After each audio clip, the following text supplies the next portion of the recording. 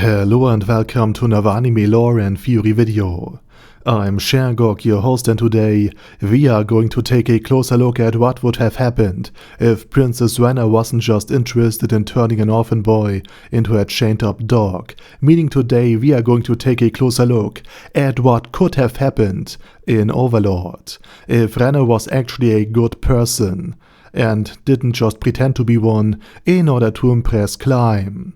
But before we're going to take a closer look at any of this, let me quickly thank my Patreons for supporting this channel, as well as say thanks to all users of the YouTube thanks function for making one-time donations. And with that said, let's get to the topic at hand. The Golden Princess had an excellent reputation in the Kingdom of Ainz, and this was for a whole host of reasons. First and foremost, she was the one who initiated a series of reforms to help the common people in her kingdom. And these included granting more civil rights, such as making slavery illegal, implementing internal reforms to strengthen the rights of individuals and the lower social classes, and efforts to improve crop rotation practices to increase agricultural productivity. Notably, this was demonstrably successful on her own lands and would have been essential for combating hunger in the kingdom. And this would have been especially important because of the annual mobilization of the kingdom's peasant army during the harvest season, caused by the Empire of Baharut's yearly declaration of war, consistently draining labor during the critical harvest period, and therefore severely undermining both the economy and the livelihood of the lower classes. Additionally, Renner advocated for a range of other reforms, but these were all blocked by the kingdom's powerful elites. And this was partially because the proposals were presented at politically very inopportune times, when the prevailing political climate shifted against her, sweeping all of these well-conceived reforms off the table.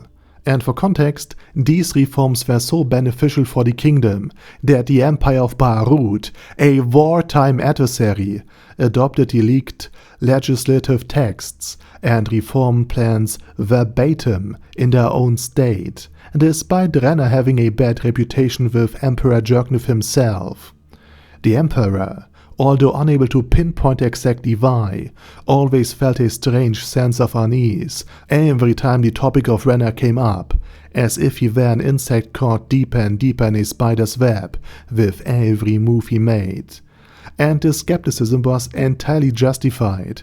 The Golden Princess was far more than just a naive princess without political power. For one, she managed to forge a friendship with Lachius, a sign of a powerful noble family, whose uncle, Ainz, wielded an exceptionally potent suit of armor that made him overpowered by the kingdom's own standard. And with it, he could have defeated Gazev Stronov with ease. Moreover, Lachius herself was an adamantite ranked adventurer, whose team member Evil Eye was one of the 13 heroes, and Evil Eye, also known as the Vampire Princess Landfall, a disconnected identity of hers, had a reputation for destroying an entire country, and was a legendary hero against whom the Six Arms, including Zero, would have stood no chance, meaning the troop alone could eventually, provided with the right kind of information, defeat one of the greatest criminal syndicates in the entire kingdom. And Renner's adventurer allies possessed greater combat strength overall, making them a match even for the king's warrior troop. And later in the story, Renner demonstrated her skills further by recruiting Brain Anglaus, the strongest warrior in the kingdom after Gazev Stronov's end, at the hand of Ainz. Additionally, Climb himself was an incredible skilled fighter compared to the average soldier of Ainz, and his armor crafted from the remnants of Lachius's and Gargaran's own equipment was of extremely high quality and provided great protection. And with these forces, Princess Renner waged her own private war against the powerful criminal syndicate known as the Eight Fingers, all for impressing Climb, of course. But if it had indeed come to a battle between Renner's troops and the Six Arms, a fight Zero wanted, he would have lost, especially because Evil Eye would have been involved, and against such a great hero, even Zero would have stood zero chance. And when it came to intelligence, Renner was not only well informed, but also adept at strategically leaking information to eliminate undesirable rivals. She knew exactly which of the palace maids in Rolente were connected to which faction, be it the Eight Fingers, the Empire of Beirut, or various other large and small noble houses. And Renner did all of this for one reason. All of her actions, all her efforts to maintain the image of the Golden Princess, served only to please the one love of her life, Climb. Yet even this love was not the love of equals, but rather the affection of a person for a loyal dog. But what if Renner had truly acted selflessly for the good of the kingdom? What if she had not been a heteromorph in spirit, but rather someone like Kilat Custodio, the strategist of Queen Kalka Besares? Or like the Holy Queen herself? What would have become of the kingdom then? Well, let's start from the very beginning. Renner would have been far more honest and sincere with Climb, and would have not manipulated him. And remember, many of the legislative proposals she introduced at the worst possible times were only meant to be rejected so that she could feign tears, and elicit pity, and perhaps other feelings like Climb's protective instinct. And without this manipulation, Renner would have no trouble finding ways to implement her otherwise very brilliant laws and reforms. For example, she could have passed the laws through Marquis Raven, who was seen as neutral, and he could have presented them as compromise proposals between factions, helping these reforms then to navigate through the political maze, making these reforms a last common ground between the very divided factions at court. In other words, the kingdom would have been strengthened. Renner would also have been much more effective in combating the Eight Fingers, of course, because militarily she held the upper hand anyway. And she would only need to orchestrate a conflict between the Eight Fingers and Larkius' uncle, Arsud Aindra, to bring the adventurer, who already cared little for rules and regulations, over to her side. And this would have sealed the fate of the Eight Fingers for good. All that remained was capturing one of their leaders to uncover where they met, and where the Six Arms were located.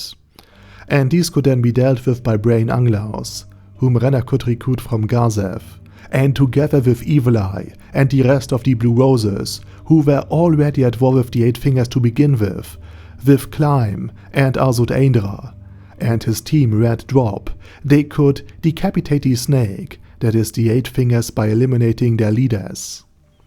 A pleasant side effect would have been preventing the demonic invasion of Ainz, Sulgon and of Demiurge, because the rest of the Eight Fingers would have been too preoccupied with Renner's forces to concern themselves with Tuare, who was, in the eyes of the Eight Fingers, a nobody, until Sebas had the idea of basically provoking the wrath of the Eight Fingers, which in turn provoked the wrath of the Great Tomb.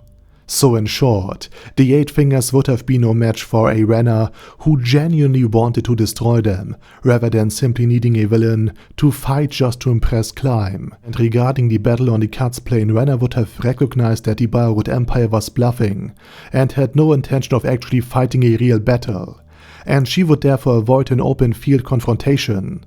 Instead, she would send Marquis Bouloup elite troops, along with the Royal Warrior Troop under Gazeth, reinforced by Brain Anglaus, with Marquis Raven's forces, including his former adventurers, and other lead units to the fortress city of Irantel.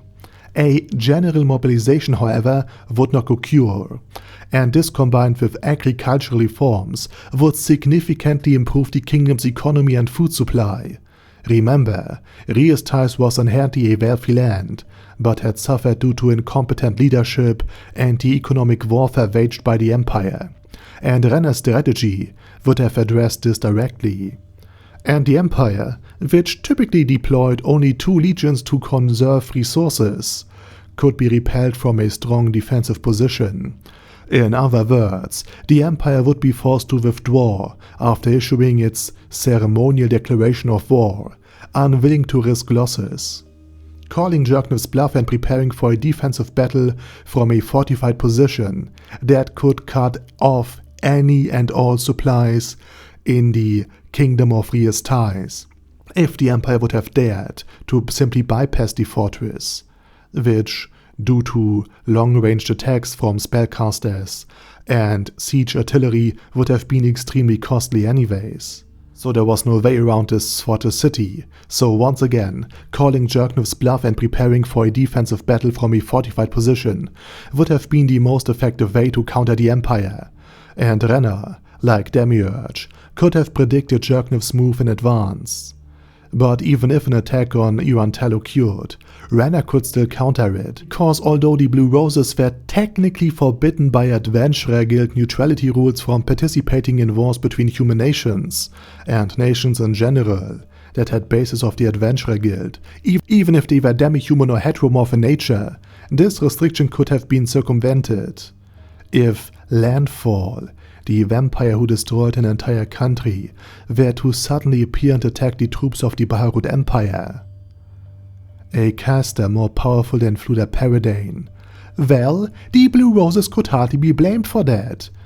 And they could simply claim that the Imperial troops disrupted the hunt for the vampire, thereby interfering with the neutrality of the Adventurer Guild from the other side. In other words, Renner could have easily manipulated the balance of power and turned the situation to Jerknov's disadvantage with such intrigues, and put him internally and externally, because the theocracies behind the Adventurer Guild, in a very difficult position. And she could do the same with Ainz at the Great Tomb of Nazarick, although to a lesser extent. Naturally, even in this timeline, Ainz and his allies would side with the Empire. However, they would not get an epic battle that they had anticipated, and of course, they would know Renner was behind this disruption, and would confront and try to punish her for interfering with Nazarick's plans, because without an enemy, the battle on the Cuts Plains would never taken place. However, a confrontation between Renner armed with Razor Edge and Ainz would play out very different than his duel with Gazav Stronov. Renner would understand her value to Nazarick, and Demiurge and Albedo would still see her as a useful asset, even if the good Renner wouldn't appeal to them on a personal level. So all Renner would need to do to protect her kingdom in this situation would be to hood Razor Edge to her own throat, threatening to deprive Nazarick of the most valuable resource in the entire kingdom, herself and her brilliant mind. And the message would be clear: I can be extremely useful to you if you leave my kingdom in peace. If not, both of us lose something very valuable. And a ruler, although not one in name, who holds a blade to her own throat to protect her own land, that idea of a ruler would undoubtedly inspire Ainz to accept such a deal. In other words, even in this scenario, Renner and Climb would be recruited by Nazarick and likely become immortal, though they would likely become angels or something similar, rather than demons as in the canon story timeline. And it's likely that Renner's brilliant, legislative and other noble deeds would already be enough to turn her into one. But in this scenario, Demiurge and Albedo might even need to be persuaded by Ainz in order to ensure that Renner wasn't lost to Nazarick. Renner, however, would remain unable to see through Ainz's facade, and would interpret his sentimental gesture as a brilliant political maneuver, designed to bind her to Nazarick forever, and with the Great Tomb situated in the kingdom, the land would truly become invincible. After all, who would be foolish enough to attack Ainz host nation? Especially since Philip would never have been involved, because the battle on the Cuts Plain would have never have taken place, and therefore in this timeline, Philip's eldest brother would still be alive, and would inherit his father's title and lands in Philip's stead. In other words, Renner was the key to saving Rhea's ties. However, as mentioned in my last video about Prince Zanek, whether such a kingdom was even worth saving is a question for another time and for the comment section. And for today, that's it. And now it's your turn. What is your opinion on this good version of Renner and her many deeds and wins? Let me know it down in the comment section. And with that said, please check out my German channel, and if you don't want to listen to my voice or accent, but are still interested in the things I have to say, I have made an AI channel, narrated by Almost a Woman, where I use AI voiceovers for my videos. And the channels are all linked down in the video description. Also, please check out my Patreon if you want to support me beyond just leaving a like or sub. And with that said, I say thank you very much for watching, thanks to my Patreons for supporting this channel, and as usual, I say my special thanks to Other Daddy Other, ASK, Bad Guy Yee, Bad Burrito 316, Beezer, Ben C, Brandon S, Brandon D, Chrissy, Crowley 0221, Sia, Crystal Prime, Dead Slime, Death is Mercy, Deathless Dragonlord, Demon Xenomorph 1987, Devin Downen, Ding Dong, Din Pep, Dragonlord Placido Saxophone, Duckwagon, Dunkler Krieger, Dystopia, Dystopia II, Enigmatic Unicorn, Feralchivan, Guy with That Head, Hector Marino, Hoss, Huster, Jacob G, Jana B, Jason, J. Morris, Chromius, Kyle R, Lee K. Long, Legendarius, Le Louche Britannia with a Mustache, Lexus Fox, Lord Nishikian Rai, Lord Touch Me, Lofrazer, Merowek, Mr. Shoes, Mr. Tweaker, Michael R, Michael Y, Nope, Oh Hell No, Normal Toad, Oh Kill, Overlord General Gaspar, Paddy Pentum, Personage, Ruru, Primus 11, Rhinomere, Q&A Caracos P, Shergox's Daddy, Shadow Lightning Wolf, Shrine Keeper, Sir Axolotl, Super Tier Magic Batista Bomb, Supreme Cheese, Staris, Ted, Texas Deer, The Orc Warboss, Rocket Smasher, T.E. Wang, Vash Hawkeye, Vegito27, Venture Fanatic, Wilhelm, Xenokai, and Sonagon. Thanks guys. Anyway, have a nice day, and I hope to see you all again soon on my next video.